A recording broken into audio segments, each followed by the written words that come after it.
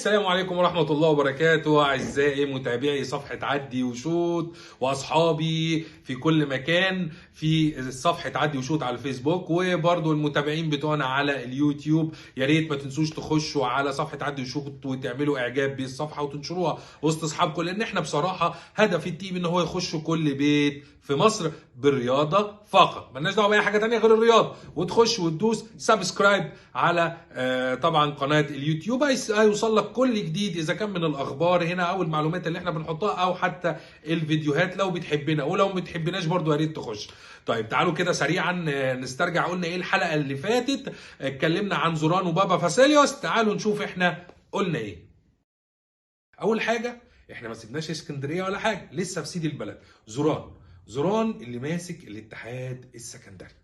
ايه اللي حصل مع زوران؟ الراجل لعب ماتشين، كسب الماتشين. الراجل بيأدي اداء كويس جدا جدا جدا، وبصراحه خلينا نكون صراحه، الحاج محمد مصلحي عمل صفقات، يعني صفقات جامده. اوستن اموتو الراجل جايب جونين في ماتشين. ابراهيم حسن اشترى عقده من بيراميدز والراجل رايح دماغه، وبقت الغزاله رايقه خالص. يا ابراهيم يا حسن الغزاله رايقه تمام. ففي نفس الوقت فالراجل عامل نتائج كويسه، اللعيبه شكلها بتحبه، الراجل يعني شغال في جو هادي. الاتحاد بيظهر بمظهر جميل جدا جدا جدا، حتى جماهير الاتحاد فرحانه بالفريق، فرحانه بالمدرب، وانا بصراحه فرحان ببدايه الاتحاد السكندري، النادي الشعبي الكبير اللي يعني عايزين نقول بيدل على جماهيريه كبيره جدا، جماهيريه نادي الاتحاد او الانتي. ده بالنسبه لزوران. تعالى بقى نسيب المره دي، هنسيب اسكندريه ونسيب الاتحاد وهنرقع مشوار طويل شويه، ولكن هنروح لارجنتين مصر. اكيد عرفتوا احنا رايحين فين، اكيد رايحين لغزل المحله. غزل المحله يعني بابا فاسيليوس الراجل عامل ماتشات حلوه جدا جدا جدا، والبدايه بتاعته كويسه جدا جدا جدا، ان هو يغلب نادي الاسماعيلي 2-1 وبيأدي اداء مبهر واداء كويس جدا. برضو غزل المحله بيبتدي اداء كويس جدا جدا جدا. رجعنا لحضراتكم مرة تانية، شفتوا قلنا ايه واللي احنا قلناه حصل الحقيقة. دلوقتي زوران والاتحاد السكندري 9 نقط، يعني بيتربعوا على الدوري الممتاز مع النادي الاهلي برضو 9 نقط، ويليهم الزمالك ويليهم غزل المحلة. فخلي بالنا ان الدوري الممتاز السنة دي محتدم جدا جدا وقوي جدا جدا، وطبعا بنرفع القبعة لزوران ولاعيبة نادي ولاعيبة نادي الاتحاد. وطبعا زي خلينا نقول يعني معلومة كده على المشي، النادي الاتحاد يا جماعه بقاله بتاع 27 سنه ما صعدش، يعني بقى اول الدوري او ما خدش 3 ماتشات ورا بعض كده في اول الدوري ب9 بونت فوز. هتقول لي ايوه، هقول لك ايوه واقرا الفاتحه لابو العباس. يعني الناس كلها لازم تشجع زوران ومدد مدد مدد زي ما الجماهير بتقول الاتحاد سيدي البلد. تعالوا نروح لغزل المحله وبابا فاسيليوس. وغزل المحله والاداء الرائع اللي بيعمله بابا فاسيليوس بصراحه، يعني مركب تركيبه كده حلوه جدا مع غزل المحله، والناس ماشيه بخطى ثابته. لا هتقول لي زي هقول لك يا عم، تصدق ان هداف الدوري الممتاز احمد الشيخ؟ لا لا لا استنى، مش اللي جه اللي في بالك، انت رحت كده بالذاكره بعيد شويه. لا، احمد الشيخ لعيب غزل المحله، هو هداف الدوري المصري ب3 اهداف. طيب نسيب الاتحاد، نسيب غزل المحله ونطير كده بسرعه ونروح للاسماعيليه، يعني المانجا، يعني برازيل مصر. ايوه يا عم، يعني الاسماعيلي. تعالى كده ونشوف الاسماعيلي واللي بيحصل فيه. الاسماعيلي بصراحه انا من الناس اللي زعلان جدا جدا على نادي الاسماعيلي. نادي الاسماعيلي فريق كبير عنده نجوم كتير جدا، وياما طلع نجوم كتير مش هنعرف نعدها، ولكن خلينا نقول نجم من النجوم هو الكابتن حسني عبد ربه اللي كان مدير الكره بنادي الاسماعيلي. وجه بعد كده اتشال، وده كان اول تخبط يعني من وجهه نظري ان هم شالوا حسني عبد ربه، وطلع المهندس يحيى كومي وقال لك لا يا عم، جريده جه قال لي معلش انا مش عايز مدير كوره، الراجل بيخش في اختصاصاتي. فبعدوا حسني عبد ربه عن نادي الاسماعيلي او فريق نادي الاسماعيلي، وجريده فضل وبرده خسر. طيب جات لنا كده اخبار ان جريده، ان النادي الاسماعيلي بيفكر ان هو يشيل جريده ويسيب يعني يدور على مدير فني تاني. ولكن جه المهندس يحيى كومي قعد مع جريدو قال له يا عم الحاج في ايه؟ احنا جايبين فريق وجايبين لعيبه كتير، عايزين بقى نشتغل بقى، انا دافع ملايين الملايين. جه جاريدو قال له بقول لك ايه يا باشمهندس، حل لي بقى الموقف ده. قال له موقف ايه؟ قال له لا حل لي الموقف، لعيبه ما خدتش فلوسها، في 2 لعيبه اجانب لسه الفرشوطي لسه ما جاش البطاقه الدوليه بتاعته، في شويه مشاكل كده حلها لي وانا هتاخد مني اداء ونتائج. نتمنى ان كل حاجه بتحصل داخل نادي الاسماعيلي برازيل مصر، يعني الهمسه واللمزه والغمزه والحركات نشوفها كده على ارض الملعب، نشوفها كده على ارض الملعب. طيب نسيب كده اسماعيليه وناخد بعضنا ونرجع تاني للقاهره. هنروح لفين؟ هنروح على النادي الاهلي، نخش كده استاد مختار التتش، وزي ما الجماهير بتقعد تقول او اهلاوي ومن التالتة شمال بنهز جبال. طبعا الناس كلها جماهير النادي الاهلي كلها فرحانه بناديها بعد الفوز بكاس السوبر على الغريم التقليدي، والنادي خلينا نقول القوي في اخر سنتين هو نادي الزمالك. فازوا عليهم 2-0 وكانت اول بطوله لمستر كولر، اول بطوله لمستر كولر.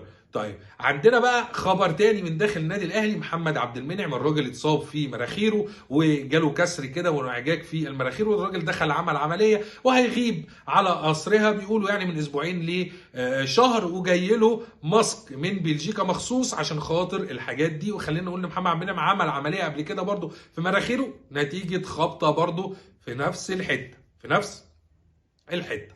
طيب تعالى بقى مباراه الداخليه ونادي الاهلي فاز 4-1. الناس كلها استغربت، قال لا هو فين علي معلول من السكواد؟ هو حسين الشحات مش من ضمن اخبار كولر؟ وطلعت اخبار وناس اتكلمت وناس عملت وناس راحت وناس جت ومش عارف ايه، وكولر مش موجود في الملعب، ده في مشاكل ده. وفي الاخر خالص طلع مستر كولر عنده برد، والراجل كان بياخد ادويه وبتاع وعرف يقف على الخط امبارح، ولكن علي معلول طلع ان هو يعني الراجل عنده برد شديد وحسين الشحات عنده برد شديد، والاثنين نزلوا التمرين من تاني يوم على طول. والاشاعات كالعاده لازم تطارد النجوم وتطارد الفرق الكبيره. طيب تعال نسيب بقى النادي الاهلي كده ونقول لمستر كولر شكرا شكرا شكرا مستر كولر، شكرا النادي الاهلي في الجزيره، وقفلنا الباب وطرنا على طول على 100 عقبه ودخلنا النادي الزمالك الابيض ابو خطين حمر اللي هو برضو من الثالثه يمين. لكن نادي الزمالك من الثالثه يمين عندنا يعني خبرين مش حلوين من نادي الزمالك وخبر حلو. تعالوا نبتدي بالخبر الحلو لجماهير نادي الزمالك.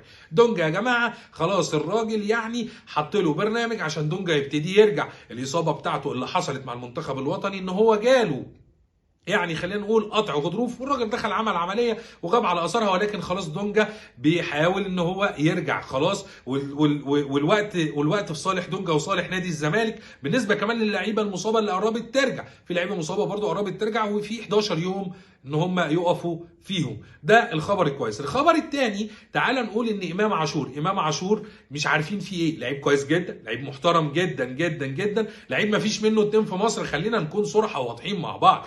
امام عاشور الراجل يعني مش عارف فيه مين بيلعب في دماغك يا عم امام، مين بيلعب في دي؟ لا لازم تركز يا ابني، ده مستقبلك، دي كوره، ده انت ممكن يا امام في لحظه كده، في لحظه في مينت تروح في حته تانية خالص، وممكن في لحظه تروح في حته ثالثه خالص زي لعيبه كتير. مش عايزين ندي امثله، زي لعيبه كتير. فانت ارجع لصوابك تاني وارجع لعقلك تاني. وخلينا نقول كده يا جماعه، في ماتش انبي مستر فيريرا قرص ودن امام عاشور، قرص ودن امام عاشور وما دخلوش جوه السكواد، على الرغم ان مستر فيريرا محتاج لكل لعيب ومحتاج لامام عاشور، بس بيقرص ودنه ليه؟ الباشا جاي متاخر على التمرين. يا عم انت ما لحقتش تعمل حاجه عشان تيجي متاخر، ما هتعمل ايه في المنتخب يا عم امام؟ يا عم امام ده احنا بنقول عندنا خط بتاع خط نص واد راجل لعيب جامد جدا في منتخب مصر اسمه امام عاشور، جنب عمرو السوليه، جنب حمدي فتحي، جنب لعيبه كتير، جنب مهند لاشين. فوق كده وارجع يا ابني لصوابك تاني، ارجع لصوابك تاني. طيب نسيب امام عاشور بقى، ويا هنقول يعني زي ما قلنا الف سلامه لمحمد عبد المنعم، لازم نقول الف سلامه برضه ل احمد فتوح. الراجل جاله كسر في مشط القدم، لعيب راجل. ليه هتقول لي راجل؟ لا راجل زي كده محمد عبد المنعم برضو كان مصاب ولعب ماتش السوبر، الراجل كان راجل. يعني خلينا نقول ان هو كان مصاب ولعب ماتش السوبر واصر يلعب لغايه للاسف الاصابه اللي عنده تفاقمت وبقت كسر، هيغيب على اثرها من اسبوعين لشهر. احمد فتوح لاعب مهم جدا لمنتخب مصر ولاعب مهم جدا جدا لنادي الزمالك. طيب هنسيب الانديه المصريه ونادي الزمالك، ولكن يا ريت والنبي يا جماعه تتفرجوا على الدوري المصري بجد، مش هتقدر تغمض عينيك، بقى دوري قوي جدا جدا جدا السنه دي، والتحكيم بقى رائع رائع رائع، الغلطات بقت قليله لان مفيش حاجه مش هيبقى فيها غلطات يا جماعه 100%، بيبقى في نسبه غلطات مش 100%، مفيش حاجه صح 100% يا جماعه. طيب تعالوا كده بقى نسيب الناس دي ونروح بقى لناس تانية. ايه نروح لناس تانية؟ تعالوا نروح اسوان. هنروح اسوان ربيع ياسين باي باي اسوان. نعم صدقني. طيب هيثم عرابي باي باي اسوان، ده امتى وازاي؟ بعد 3 ماتشات. ازاي يا جماعه نقدر نحكم على مدير فني بعد 3 ماتشات؟ مين يقول كده؟ العقل ما بيقولش كده يا جماعه، العقل ما بيقولش كده. لازم نصبر على المدير الفني. ممكن تكون الكيمياء لسه ما ركبتش، ممكن يكون اللعيبه لسه ما حفظوش اسلوبه، لسه الطابع. يا جماعه الناس بره بتقعد بالعشر ماتشات، والله مش عايزين ندي امثله زي مثلا عندك اهو ليفربول. يعني ليفربول اهو الناس بتترنح وبتاع، مشوا يورجن كلوب خلوه. فنادي اسوان بلا مدير فني بعد كده، ما خلينا نقول ان يعني كابتن ربيع ياسين اعتذر على استمرار، وكابتن هيثم عرابي، وبطريقه شيك وبطريقه لائقه بين الاداره وبين المدير الفني وكابتن هيثم عرابي في نفس الوقت. فنادي اسوان بلا مدير فني او مدير كوره. طيب تعال نروح بقى. العدوى انتقلت لطلائع الجيش. ازاي العدوى انتقلت لطلائع الجيش اللي كان بيصبر على مدربينه؟ وعلى فكره يا جماعه طلائع الجيش كانت من الانديه اللي بتصبر على مدربينها، تمام. راحوا قايلين لعلاء عبد العال شكرا مع السلامه، مع ان على فكره علاء عبد العال كان بيقدم ماتشات كويسه جدا، ده من وجهه نظري.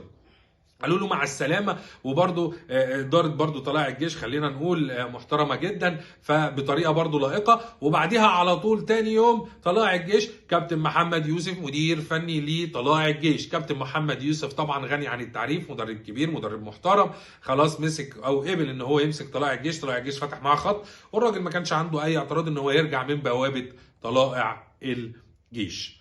طيب خلصت كده اخبارنا بتاعه الدوري المصري او الخاصه بالدوري المصري. نخش في المنتخب الوطني سريعا جدا.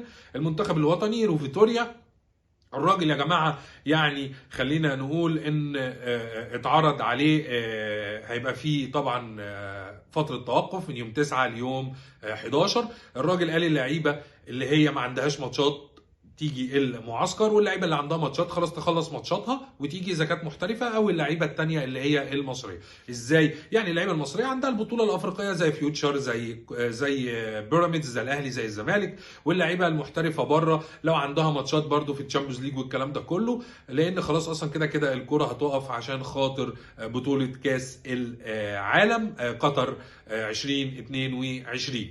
طيب الراجل بعد كده قال لك انا عندي بعد كده معسكر من يوم 13 ليوم 18 اللي هو هيتخلى له مباراه بلجيكا. مباراه بلجيكا دي تبقى مباراه وديه بين المنتخب المصري وبين منتخب بلجيكا، وكان من المفترض ان المنتخب المصري هيلعب مباراه وديه مع منتخب الكويت، ولكن منتخب الكويت واعترض وقال المنتخب مش جاهز. فاتحاد الكره كلم رو فيتوريا وقال له طب ممكن نلعب مع الاردن. الراجل رفض تام ان هو يلعب مع الاردن. وخلينا نقول ان ري فيتوريا برضو نزل القائمه بتاعته 24 لعيب اختارهم رو فيتوريا للمنتخب الوطني. هتلاقوهم موجودين ان شاء الله على صفحه عدي وشوت ال 24 لاعب اللي اختارهم رو فيتوريا. وبكده تكون خلصت اخبارنا النهارده وفي الحلقه دي، واستنونا في حلقات تانية. بس ما تنسوش تدوسوا سبسكرايب في صفحه اليوتيوب، وبرضو اعجاب او تشتركوا في صفحه الفيس بوك. واستنونا من كل جمعه 5 مساء والكره مع حاتم.